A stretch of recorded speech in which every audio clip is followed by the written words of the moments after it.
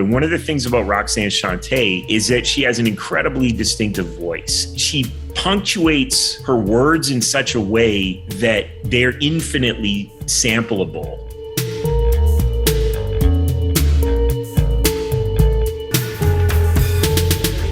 Hey everybody, and welcome to another episode of the Accolades video series, in which I talk to some of my favorite artists about who or what they would recommend me checking out.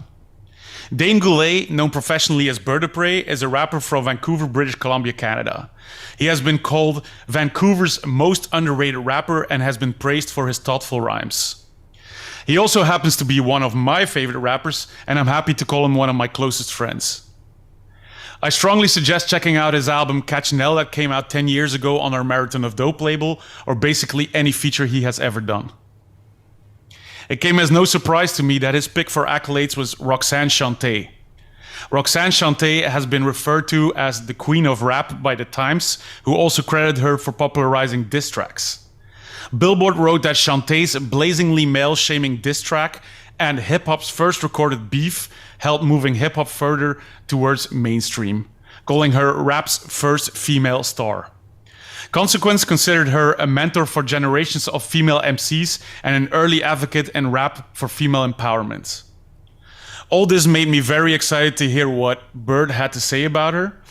So here it goes. Check it out and don't forget to subscribe for future episodes. I think something that's really been coming up for me with Roxanne Shanté, of course, there was a biography-based film from a number of years ago that was on Netflix that covered a good chunk of her early career and life and some of the challenges she faced as a person. One of the stories about Roxanne Shanté that I just find so captivating was that in 1984, she entered the New Music Seminar Battle for World Supremacy, which was the rap battle at the time. And she was probably 15 years old. She basically went up there as a 15-year-old girl and just dusted off all the top MCs of the era. Towards the end of the battle, the judges made a decision that she shouldn't win because if a 15-year-old girl was the best MC in the world, then hip hop might not be taken seriously. So they found a way to give her a lower rating, and then she ended up losing. But she really won.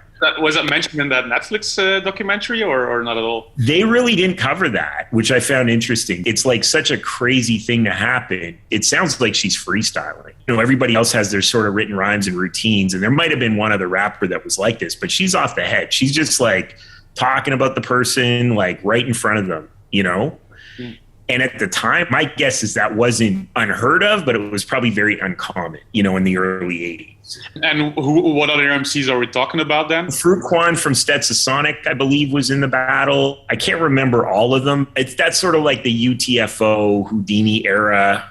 Mm-hmm. And so it would have been people of that caliber, not necessarily them, but like those types of rappers. When you were younger, were you into like what she was doing on albums as well? Very much so. And one of the things, like she had a song called Go On Girl that was on the Colors soundtrack, which I always thought was really dope. And one of the things about Roxanne Shanté is that she has an incredibly distinctive voice. She punctuates her words in such a way that they're infinitely sampleable and like people can cut them up, so fresh, it's right there. That's a lot of Juice Crew rappers have that in common. Like Biz Marquis, another one, MC Shan, like they say things in a certain way. It's just so syncopated in hip hop that you're just like, oh wow, that's perfect.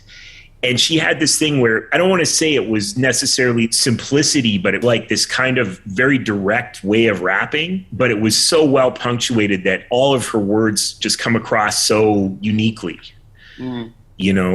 Were you listening to her in the beginning when you started listening to hip hop, or did that come later? It was very much early on. I wasn't up on her first singles. I was born in 75. So by 86, I was 11, 87. Yeah, that's what I asked. Yeah. But definitely 87, 88, I knew about Roxanne. Oh, really? You were into rap that early? Yeah, I was completely into rap by 88. Like, was there like, because there were like a lot of things that you probably need to choose from. Like what were the things that you first went for when you started listening to rap? Especially a white guy from Canada. From East Van. And in East Van, we were listening to Schoolie D, LL Cool J, Run DMC, Kool Moe D, MC Light, Roxanne Shanté, Audio 2, Boogie Down Productions was huge for me. And that was another thing. It's like they dissed Roxanne Shanté. One of the first records that I ever bought was The Bridge Is Over. She got a stray bullet on that one, that it was like this sort of cheap shot. As kids, you're like, oh, that's funny or whatever. But like as an adult, you're just like, man, that was cheap. And then I don't know if you saw the Big Daddy Kane KRS-One verses. No, I didn't. Of course, KRS does The Bridge Is Over, and then Kane brings out Roxanne Shanté and talks about how instrumental to his career she was, and then she kicks a little rap, and it's like, it's sort of this karma correction that happened. She had like a well-known battle as well with somebody, right? I mean, she came up with the Roxanne thing. It was like she battled the other, like the real Roxanne. Yeah, that's probably